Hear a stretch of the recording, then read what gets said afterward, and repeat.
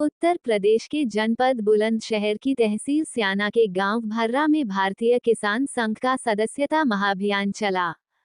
आपको बता दें कि भारतीय किसान संघ की तरफ से प्रत्येक 3 वर्ष में सदस्यता महाअभियान 15 दिसंबर से 15 जनवरी तक चलाया जाता है। आयोजित इस अभियान में भैया राम मौर्य राष्ट्रीय महासचिव भारतीय किसान संघ और राज सिंह चौहान प्रदेश महामंत्री भारतीय किसान संघ उत्तर प्रदेश का फट्टा पहनाकर भारतीय किसान संघ के पदाधिकारियों ने भव्य स्वागत किया। आयोजित कार्यक्रम में सैकड़ों लोगों ने हिस्सा लिया। भारतीय किसान संघ की स्थापना 4 मार्च 1979 को दत्तोपंत ठेंगड़ी ने की थी। भारतीय किसान संघ का मुख्य उद्देश्य आर्थिक स्वावलंबन, ग्रामीण भारत का उत्थान, सामाजिक उत्थान के साथ किसानों को देश की मुख्य धारा में जोड़ना। इस बार भारतीय किसान संघ का उद्देश्य बुलंदशहर में 50,000, मेरठ प्रांत में 5 लाख सदस्य जोड़ने का कार्यक्रम निश्चित किया गया है। भारतीय किसान संघ के राष्ट्रीय महासचिव भैया राम मौर्य ने संबोधन में किसानों के संगठित होने और मांगे मांगने के बारे में जोर दिया। संवाददाता नितिन सिंह राजपूत की रिपोर्ट। मेरा नाम राज सिंह चौहान है और मैं भारतीय किसान संघ में उत्तर प्रदेश का महामंत्री हूँ।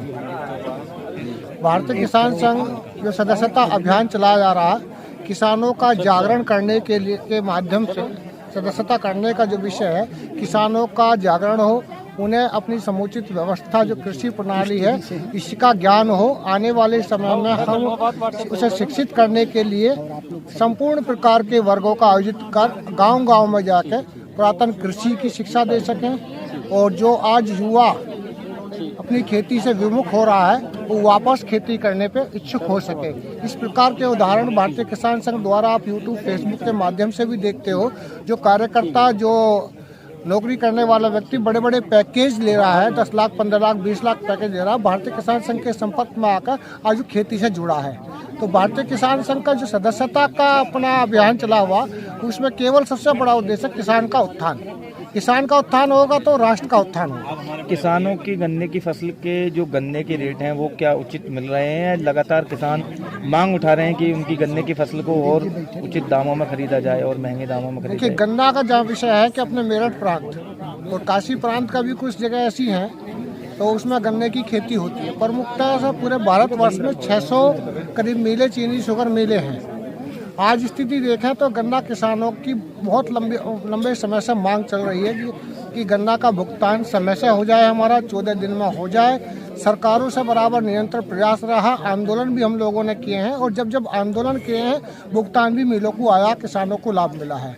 जहाँ तक विषय है कि गन्ने का भाव बढ़े, इसके लिए अभी विषय 5 तारीख गई हुई है। इसके साथ हमारी माननीय उत्तर प्रदेश सरकार के साथ में वार्ता हुई।